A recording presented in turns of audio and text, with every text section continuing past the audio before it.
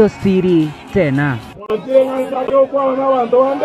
Ni dhahiri shahiri kuwa aliyekuwa waziri wa usalama wa ndani Daktari Fred Matiang'i sasa ametangaza rasmi nia yake ya kuwania urais katika uchaguzi mkuu wa mwaka 2027.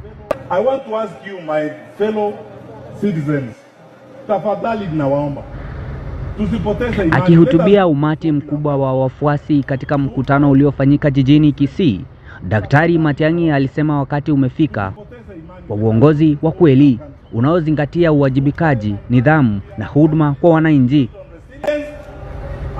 Shida zote tuko nazo hapa, tushikane sisi wote. Daktari Matiang'i ambaye alihudumu chini ya utawala wa Rais Uhuru Kenyatta aliweka wazi kuwa azma yake si ya kugawanya taifa bali kuunganisha Wakenya wote bila kujali kabila, dini au hadhi ya kiuchumi.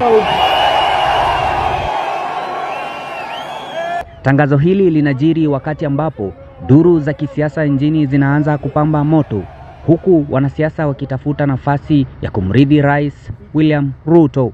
Hiyo maneno ili iwe sawa sawa. Je, unadhani Matiang'i ana nafasi ya kweli katika kinyang'anyiro cha urais ifikiapo mwaka 2027?